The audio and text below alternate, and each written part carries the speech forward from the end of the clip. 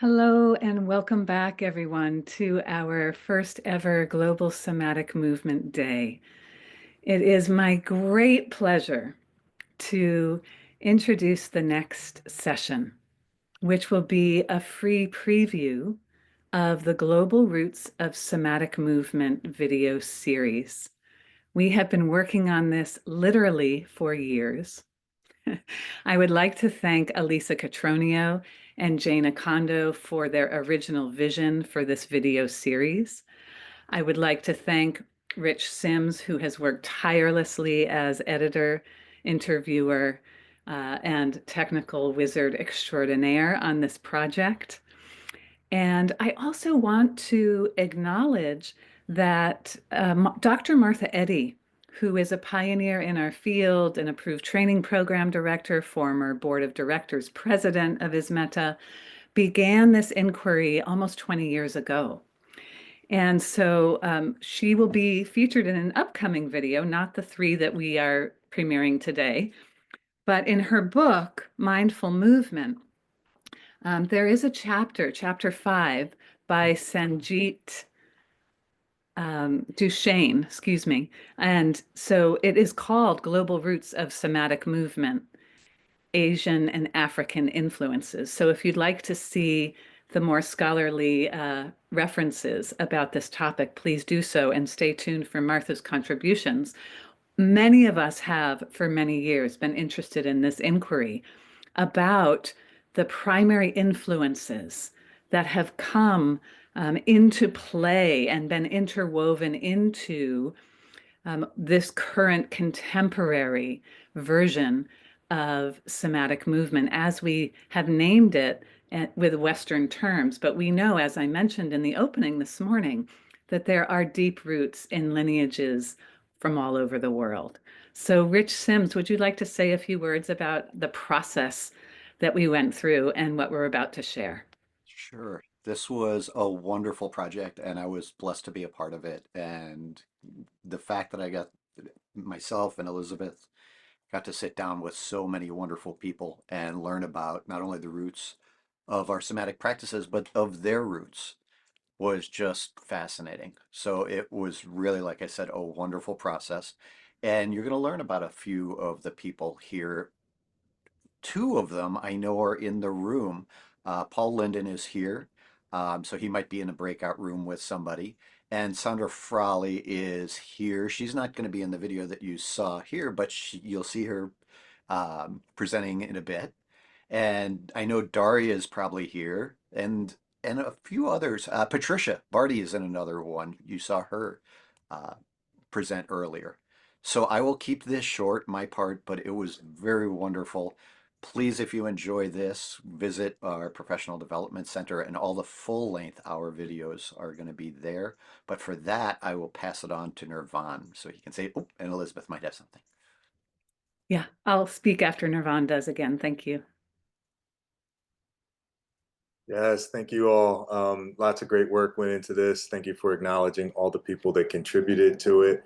And we really hope you enjoy it. There'll be some additional information in the chat, so you can follow up as Rich mentioned.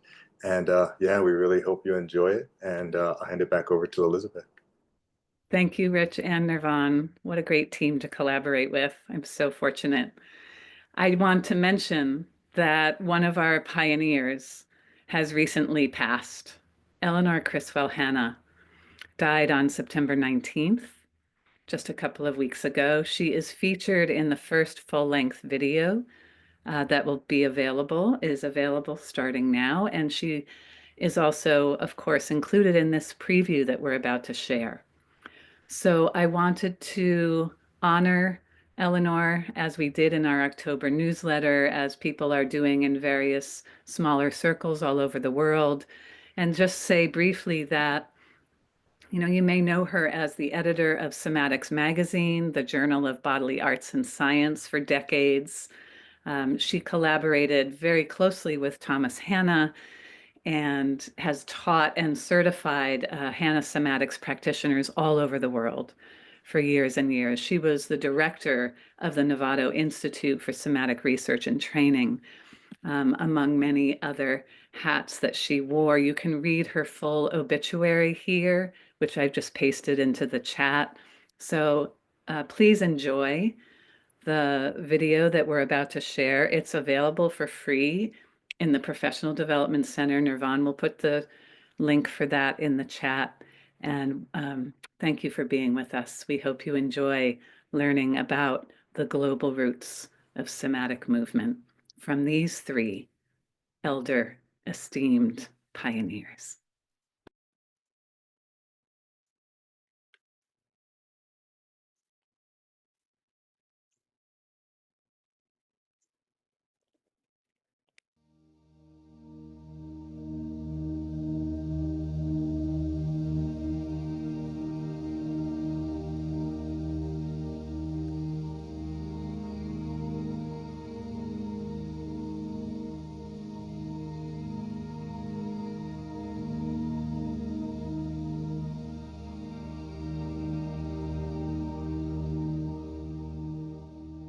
For me, lineage is very important.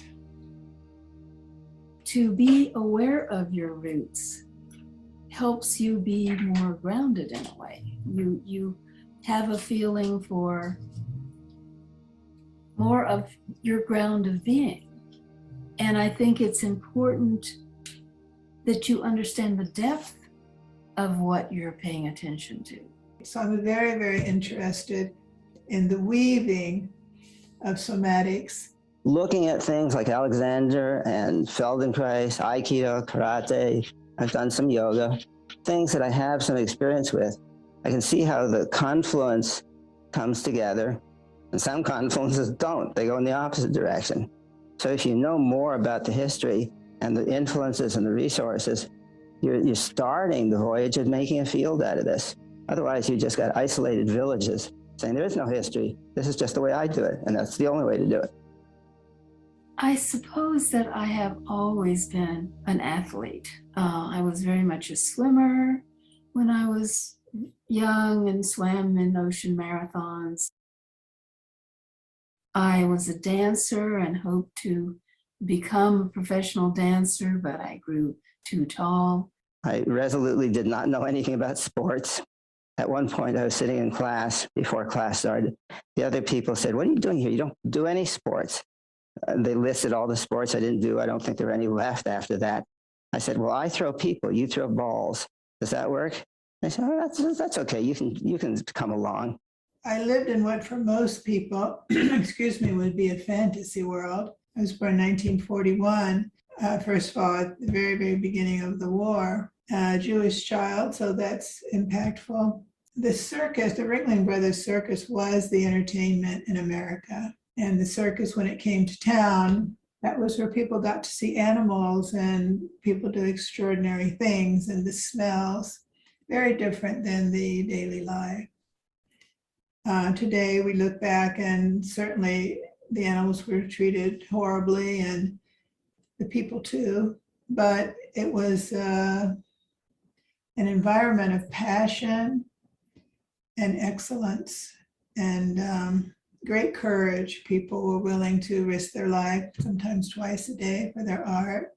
A lot of competition, somewhat violent in some ways, but we could say it was very limbic, not at all intellectual or cognitive. I lost the use of my right arm when I was 10 for 2 years, and I've been recovering its function so that I've learned that we're always in flux. We're not in a certain way. And the reason my arm didn't heal when I broke it was I had polio when I was 4. And my spine was paralyzed for 2 months. So I learned about quietude and recovery. So there's more, but those are major, major pieces in my search for who I will be, who is this in this lifetime.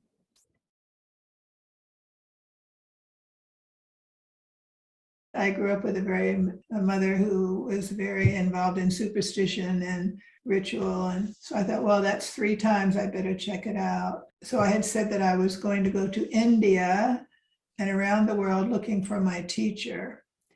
And the reason I was going to India was I went to a lecture, a presentation by a man from India. I had been living also with women from India. There's a whole social aspect there. And he was a friend of Rabindranath Tagore. And at one point, he started to read the poetry, a poem of Rabindranath Tagore in Bengali. And I was weeping and I didn't know what he was talking about. So I said, well, I'm going to India to study at the Tagore Institute, which was called Shantiniketan, the place of peace. And, but then this thing about Eric, I called him and he said that he'd just come to a new studio on 78 Fifth Avenue. And please come. He was offering a course for the summer. That was it. And I found my teacher. And I never went to India yet. I became interested in meditation by reading a book, because in those days, there weren't meditation classes all around. Nobody was doing it. You had to sort of keep it a secret. You could be a closet meditator. So I began meditating, and then I became interested in yoga in the physical form when I was working on my doctorate. I've taught yoga over the years. I am a yoga therapist. I teach yoga now, somatic yoga now, online. I was invited to teach a class during the International Yoga Day this last time. And it was so very pleasant to teach it on Zoom. The students in the class are incredibly responsive.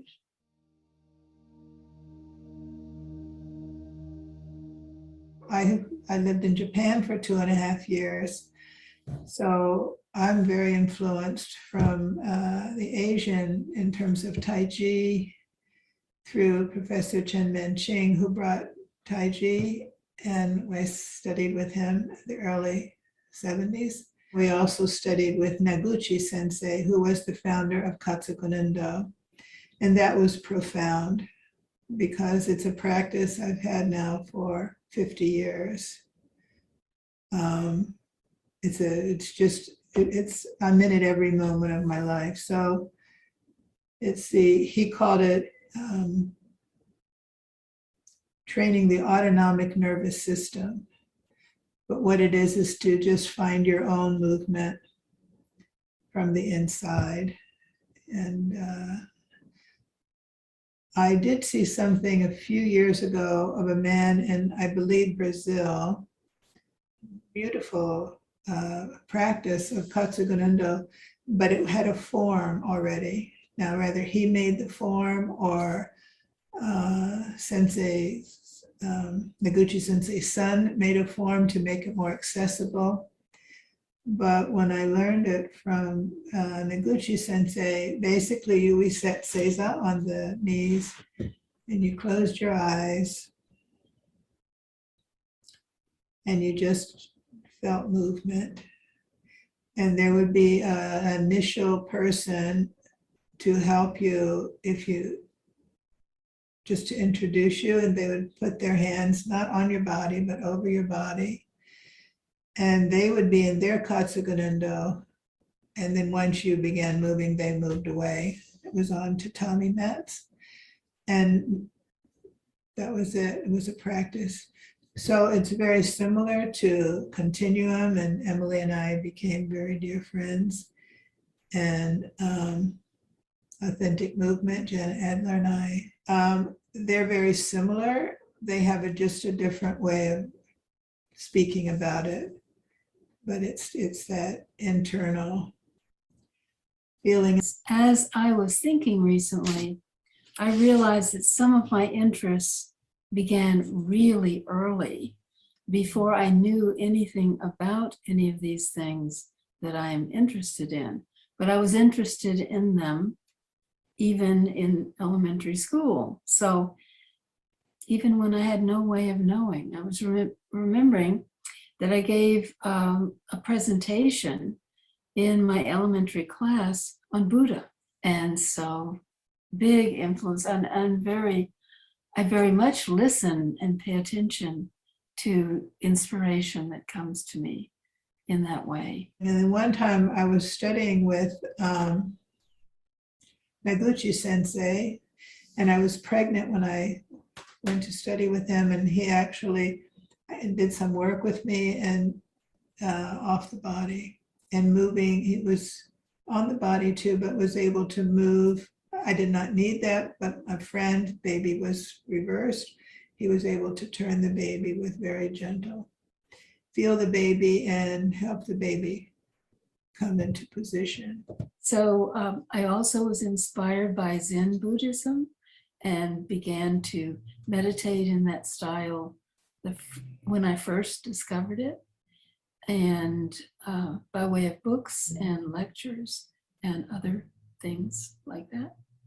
We had a wonderful Zen monk at Sonoma State University when I was there, and of course I was there for nearly 40 years. So in the early days when I was there, we had a man who served as an adjunct faculty member, and he is Bill Kwong was his name, so he's Kwong Roshi, and he has a Zen center up on Sonoma Mountain.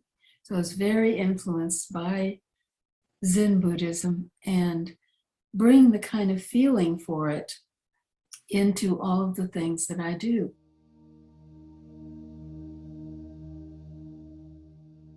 I met my husband studying Aikido, and I began my first classes in Aikido in New York, but then I had moved to England. I studied with the teacher there, and I was there when O-sensei, the founder of Aikido, died, and there was a Zen priest, Shimura sensei, who was in Paris, who came and did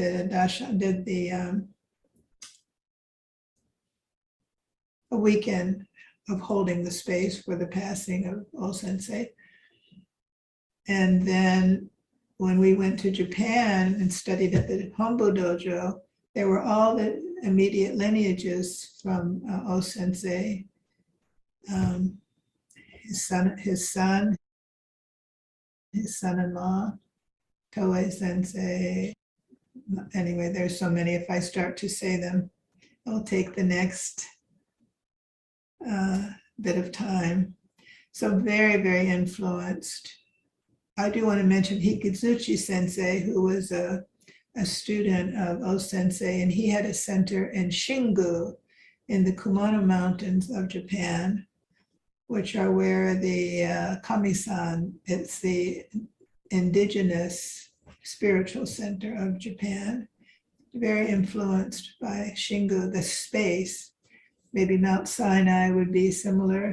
There are certain spiritual places. I'm a martial artist, and I often think I'm from Mars, which I must be. You might suspect that I never fit in high school or anyplace else. And when I started Aikido, that was purely by accident. It was a couple of years before I understood that what I was studying was a martial art, believe it or not. And what made me me was that I didn't have a clue what anybody was doing or what they were saying or how to explain anything or how to understand anything. Later on, I found out that the person who introduced me to Aikido, Robert Frazier, had gone to Japan to study judo. And he saw a picture of the man who created Aikido, and something in that picture grabbed him, and he switched to Aikido and has been doing Aikido the rest of his life. I took a course with him as I recall, it was a course at UC Berkeley on the psychology of meditation. And he kept talking about Aikido. He had just returned from Japan. I kept on thinking, oh, come on. It's the middle of the Vietnam War. I seriously did not want to spend time learning how to hurt people. Fighting art seemed pointless. The last day of class, he showed a film of O-sensei, the creator of the art, and something grabbed me. I didn't know why. I saw it and I just started. I had to.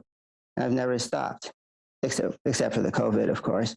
But what I realized was, in some arcane sense, which I don't understand, but I'll say it because it sounds right to the poets, there was some kind of transmission from O-sensei to Frazier was, I want you to understand Aikido. Somehow the transmission to me was, your assignment is not to understand anything. And I proceeded to not understand anything for a long time.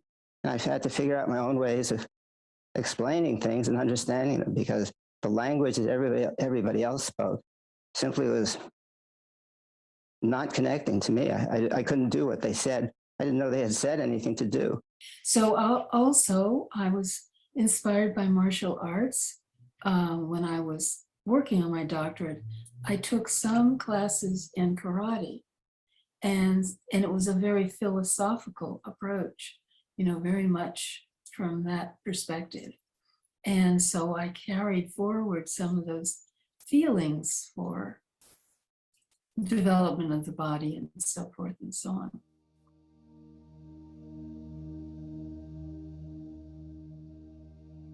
So much trauma in the world, so much stress and trauma, especially nowadays, but it's not new. It's throughout history and prehistory. And these somatic practices are so important in helping people resolve some of those things that are somatically embedded, and to help people live a more full and healthy life and happy life, and to live cooperatively in the world. And since the somatic practices of ISMETA and beyond are so important, everybody needs to prepare themselves as much as they can to help people in the world, to give people tools for being able to do it themselves. And that's my final message. Please help them. They need your help. They all need it. And the practitioners all need it too. Life is a good news, bad news joke. The good news is that through pain and suffering, we gain wisdom. The bad news is that there's more good news coming. There's one other interesting thing. One of the things that I've gained is a sense that the path of the martial arts, the deep path, as I would call it, is the path of weakness. Because I can block a punch, I can escape an arm lock, I can't change the weather or the presidential election. And as I get older, I probably won't be able to do much. The Parkinson's will eat me alive if nothing else does. But the power you get in the martial arts gives you the experience that it's okay to be powerless. And we're all in it together. So let's have a party and not hurt each other. Our heart is not separate. The center of our heart is here, but it has limbs, so that our heart is here. The heart is everywhere. So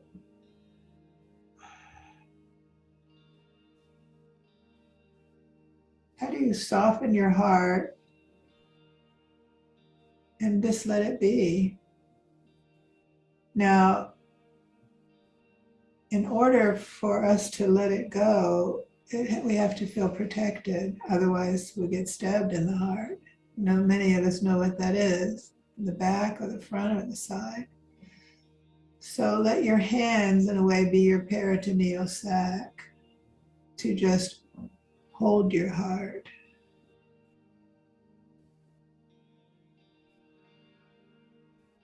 But your heart is here, you see. Don't cut off the limbs, and you're everywhere.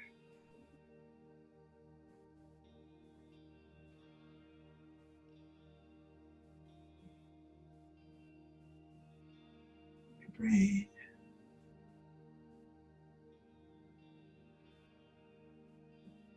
And it breathes and it moves.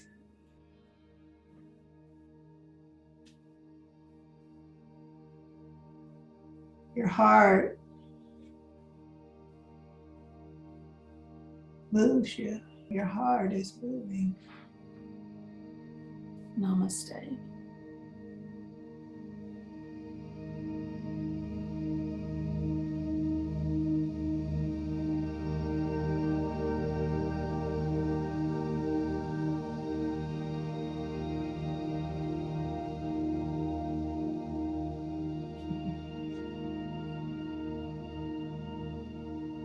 Let it rest. Your hands are your heart holding itself.